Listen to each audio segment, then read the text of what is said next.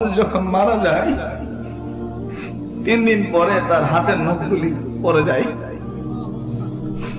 4 দিন পরে তার গোশতগুলো খসখস হয়ে যায়, 5 দিন পরে তার পশমগুলি পড়ে যায়, সবগুলি পশম পড়ে যায়, 6 দিন পরে তার মগজগুলি গলে গলে নাক এবং মুখ দিয়ে বের হয়ে যায়, 7 দিন পরে তার পেটের নাড়িভুড়িগুলি পায়খানা রাস্তা দিয়ে বের হয়ে যায়।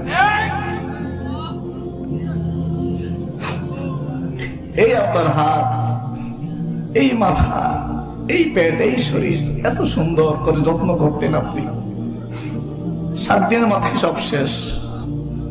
কবর দেখেন নাই জীবনে, কাউকে শোয়ান নাই, মাটি দেন নাই,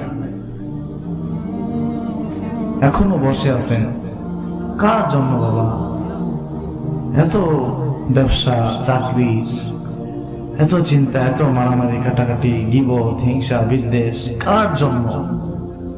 আজকে মরে যান, আপনার সন্তানেরা লাশ দাফন করার আগে তাদের আপনার সম্পত্তি নিয়ে টানা হেঁচড়া শুরু হয়ে যাবে তাদের মধ্যে। আপনার স্ত্রী 40 বছর একসাথে ঘুমাইছেন, রাত 9টায় মরে দেখেন, সবাই বের করে দিলে যে আপনি আজকে রাতটা ওনাদের পাশে রেখে থাকেন বলে পারবে? একটা চিল্লি দিয়ে বের হয়ে যাবে, মরা লাশের সাথে আমি থাকতে পারবো? এই যুবকেরা, বাগি মদিনার আশিকেরা, 1 সেকেন্ড পরে তুমি লাশ হয়ে গেছো তোমার স্ত্রীর কাছে,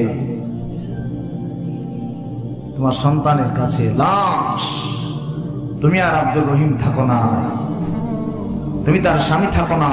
40 বছর থেকেছ, 50 বছর থেকেছ তুমি, 1 ঘন্টা তোমাকে নিয়ে আসে